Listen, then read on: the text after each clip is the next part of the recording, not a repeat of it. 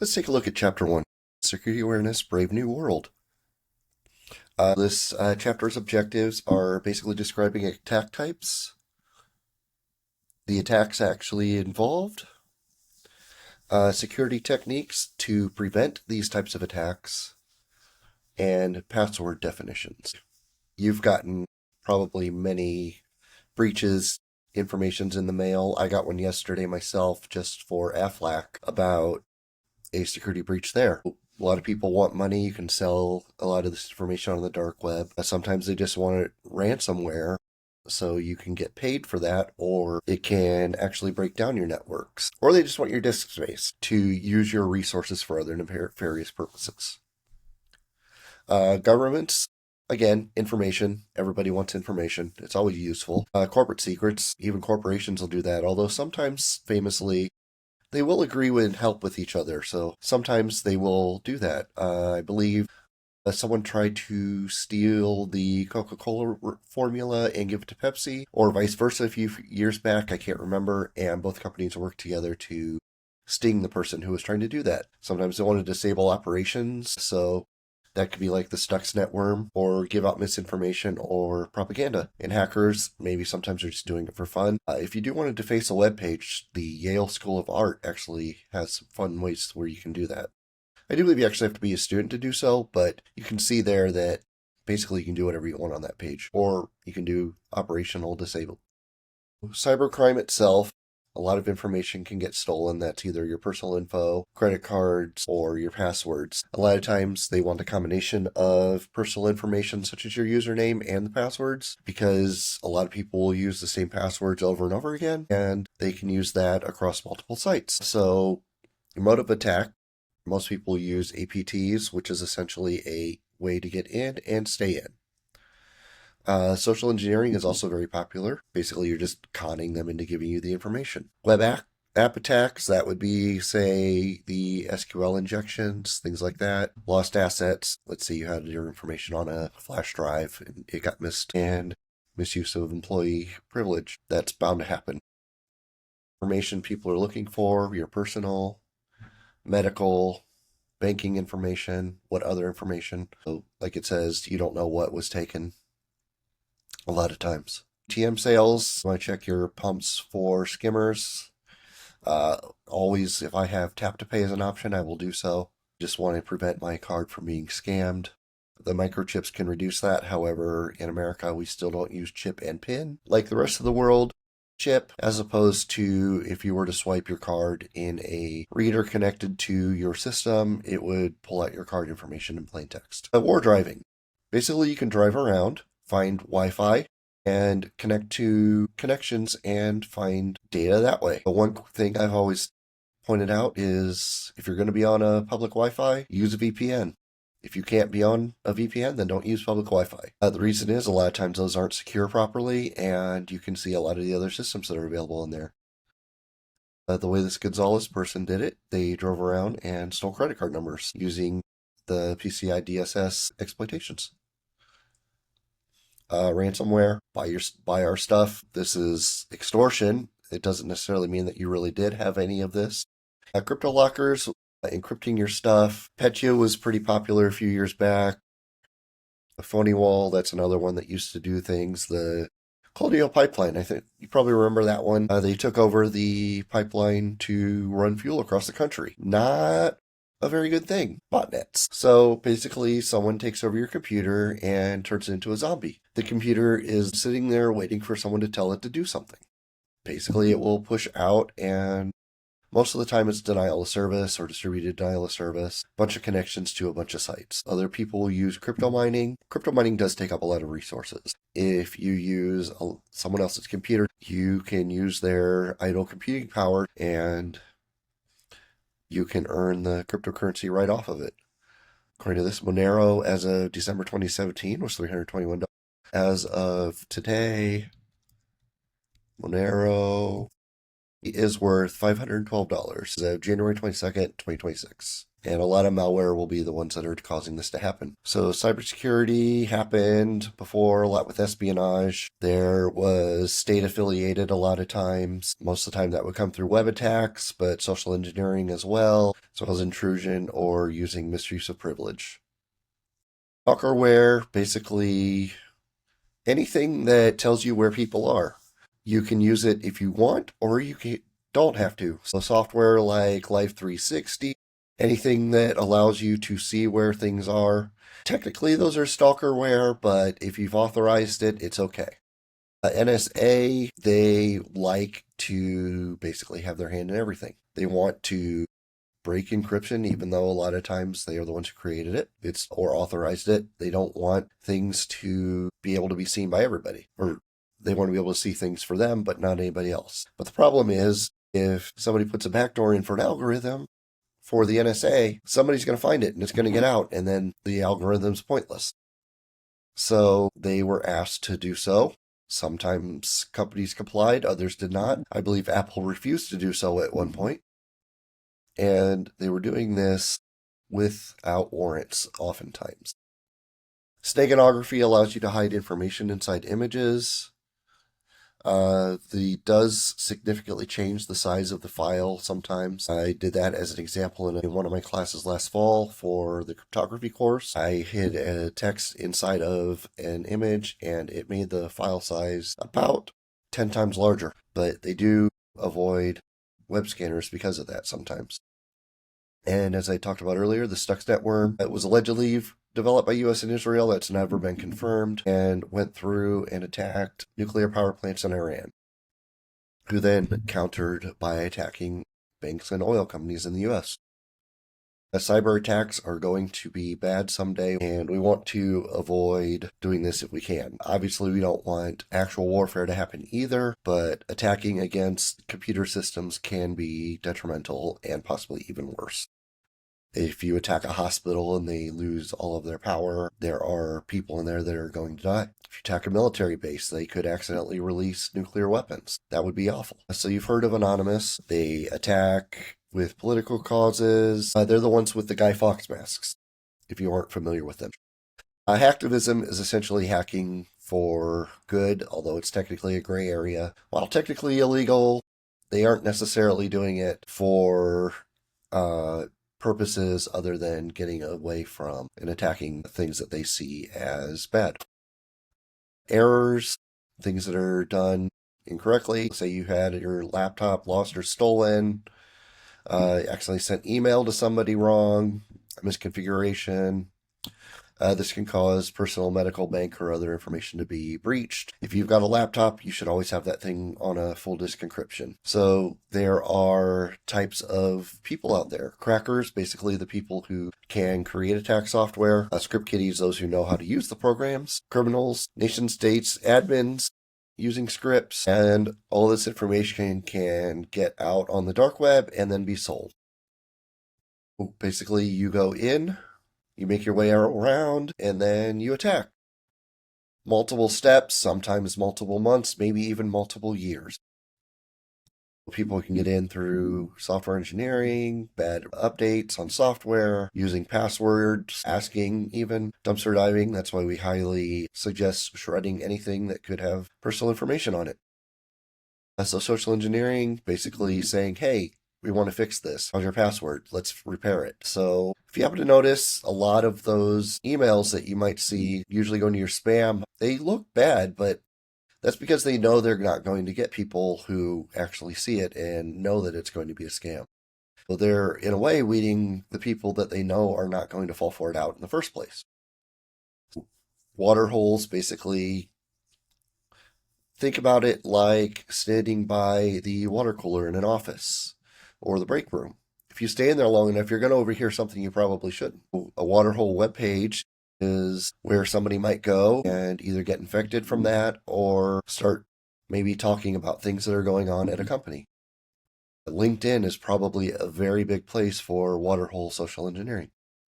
Fake web pages will do so. You can see that this might go to a bad site for eBay or this email from a place called Trusted Bank. Adware pops things into a web browser for revenue. Modern day web browsers and ad blockers are usually pretty good at stopping things like that. Fake file openers, things can run when free scans told, hey, run this and check for malware. And in fact, it actually is the malware. Malware, basically, it's out there. If you've got your home system and it's a Windows system, as long as you've got the basic Windows Defender stuff on there, you're probably going to be fine. Generally, it's only corporations and things, honestly, at this point in the world that need to have any kind of antivirus software. However, I do still strongly suggest using a VPN if you are going to be accessing anything with a public network. So you can use hacking for password guessing, social engineering, trying to get people to get in and pretending to be somebody you're not. Viruses themselves, they go in, replicate, and then go on to attack elsewhere. Worms work independently. Some can be very malicious, others can be as simple as a gag. The initial worms were just jokes. You can look up one called Elk Cloner. It was made as a joke by a guy back in the 80s. Trojan horses, basically, don't use them. Android, basically, don't use outside app stores because they can hold malware and steal your information. Web attacks, you can use things like databases. That's where the SQL injection bugs come from. Password credentials, if you steal someone's passwords or get them off the dark web, you can use them to try and breach an account. You can use password guessing tools like John the Ripper, that's available in Kali as well as others, and try and break systems. Spraying, yeah, it connects using the same username, using common passwords. Brute force is how John the Ripper does its thing. And then password hashes. Basically, the hashes are not stored or the passwords are not stored in clear text. They're stored as a hash. But there are only so many hashes out there, and if you use what's called a rainbow table, essentially it sends a password and a hash next to each other. So when those two are there, they can go, oh, hey, this hash matches this password, and they can log in. It's not like you're actually taking that hash and pasting it into the password field. That wouldn't work. Here is the guessing for passwords and why. The more characters you use, the longer it takes. And the faster that computers get, following Moore's law, the quicker and quicker these guess times will drop. The more secure you make your passwords, the better. Keystroke logger might be something that is plugged into your system or is on the wire on a network, something that tracks what you actually legitimately type into your system. Rootkits get completely into your system. They go into the root of your system, can change all of it. Android phones are famously using rootkits if you actually do want to root your system. But if you're doing that, you know that you're doing it, and that's one thing as opposed to a software actually breaking in and doing so. Here's an example of a script that did so. So it made new passwords for local accounts. I got the users who were administrators, manipulated those, created new accounts, gave file permissions to them, and then basically just deleted everything and set itself in and created payware or ransomware on the system. Man in the middle. Basically, somebody taking your information and capturing it. This is why encryption is needed when you are transferring data over the internet. So if you think you're going from point A, meaning you, to point B, the web server, but somehow the attacker makes its way through, then it actually goes from you to the attacker and the web server. Actually, modern day firewalls, this is actually how they work. Again, except you are allowing that to happen. So you, as the victim, think that you're establishing a server certificate with this web server on the other side, when in fact the attacker has a certificate that says, hey, I really am this web server. And the web server says, I really am talking to this person. So it goes through, it will decrypt the information and push it on. That's how modern day firewalls actually do stateful inspection of information that's encrypted. They will actually create a interim certificate between the two of you and communicate back and forth that way. Same way an attacker would.